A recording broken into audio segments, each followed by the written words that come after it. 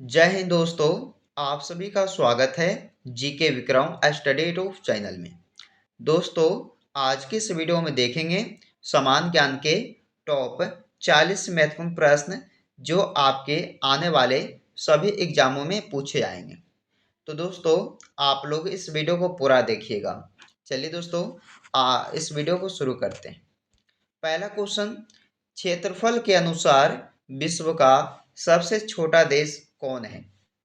क्षेत्रफल के अनुसार विश्व का सबसे छोटा देश कौन है? Vatican city. पहले क्वेश्चन का डी आंसर है वेटिकन सिटी, जो क्षेत्रफल के अनुसार विश्व का सबसे छोटा देश है। अगला क्वेश्चन, बाबरनामा आत्मकथा किस भाषा में लिखी गई थी? बाबरनामा आत्मकथा किस भाषा में लिखा गया है? तो इस क्वेश्चन का आंसर है डी तुर्की। तुर्की भाषा में लिखा गया है। अगला क्वेश्चन, विश्व का सबसे बड़ा महाद्वीप कौन सा है? विश्व का सबसे बड़ा महाद्वीप कौन सा है? सही उत्तर है इस क्वेश्चन का ए, एशिया महाद्वीप, जो कि विश्व का सबसे बड़ा महाद्वीप कहलाता है। अगला क्वेश्चन, हैदराबाद किस नदी के किनारे बसा है? हैदराबाद शहर किस नदी के किनारे बसा हुआ है? सही उत्तर हो जाएगा इस क्वेश्चन का सी, मूसी नदी के किनारे बसा हुआ है हैदराबाद शहर। अगला क्वेश्चन, चांदी का सबसे बड़ा उत्पादक देश कौन है? चांदी का सबसे बड़ा उत्पादक देश कौन है? सही उत्तर है इस क्वेश्चन का डी, मैक्सिको। चांदी का सबसे बड़ा उत्पादक देश जो है वो है मैक्सिको। अगला क्वेश्चन, कालागढ़ बांध निम्नलिखित में से किस नदी पर निर्मित है? तो सही उत्तर हो जाएगा इस क्वेश्चन का बी, रामगंगा नदी पर। कालागढ़ बांध जो है रामगंगा नदी पर जो है निर्मित है। अगला क्वेश्चन, भारत में वन अनुसंधान संस्थान कहाँ है? भारत में वन अनुसंधान संस्थान कहाँ स्थित है? सही उत्तर हो जाएगा इस क्वेश्चन का डी, देहरादून में, देहरादून शहर में। चलिए अगला क्वेश्चन, अकबर का जन्म कहाँ हुआ था? अकबर का जन्म हुआ था अमरकोट में। सही उत्तर है इस क्वेश्चन का डी, अमरकोट में हुआ था अकबर का जन्म। अगला क्वेश्चन, सुंदरवन आर्द्रभूमि रामसर स्थल कहाँ स्थित है? तो दोस्तों ये हो जाएगा पश्चिम बंगाल राज्य में, यानी कि सही उत्तर ऑप्शन नंबर ए हो जाएगा। अगला क्वेश्चन, इंदिरा प्रियदर्शनी पुरस्कार की स्थापना कब हुई थी? इंदिरा प्रियदर्शनी पुरस्कार की स्थापना हुई थी 1986 में। सही उत्तर है इस क्वेश्चन का बी, 1986 में। अगला क्वेश्चन, कंप्यूटर की अस्थाई मेमोरी क्या कहलाती है? कंप्यूटर की अस्थाई मेमोरी क्या कहलाती है? तो रोम कहलाता है। दोस्तों इस क्वेश्चन को याद रखिएगा, एग्जाम्स की काफी इंपोर्टेंट क्वेश्चन ये है।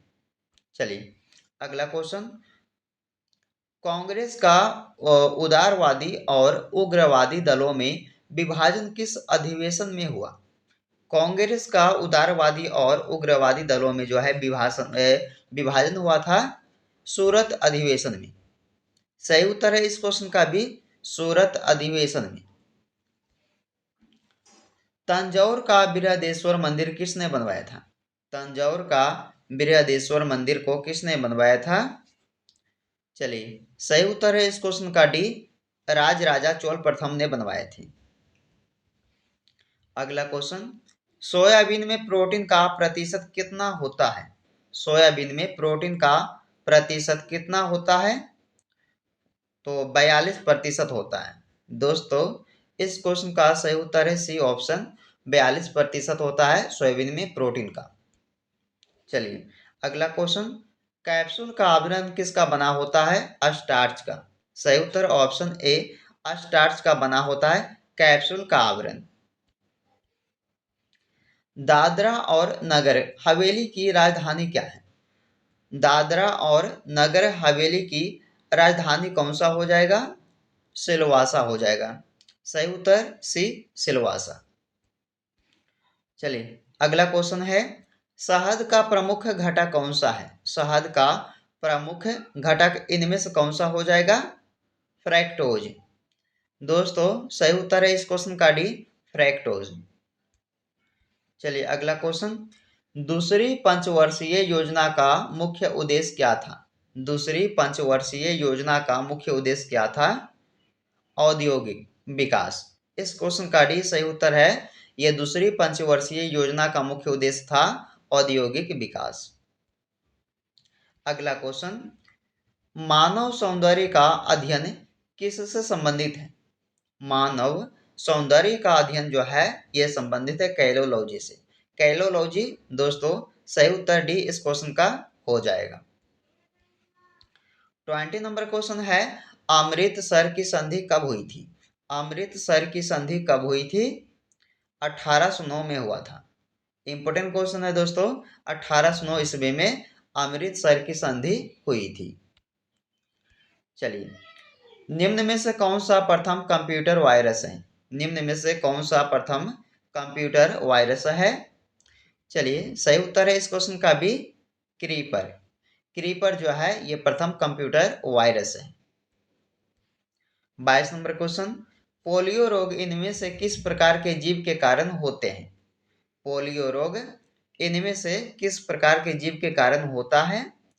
तो याद रखिएगा आप सब, विषाणु के कारण होता है। चलिए सी इस क्वेश्चन का सही उत्तर हो जाएगा। विश्व व्यापार संगठन की स्थापना कब हुई? विश्व व्यापार संगठन की स्थापना हुई थी 1995 में, 1995 ईस्वी को। डी इस क्वेश्चन का आंसर है।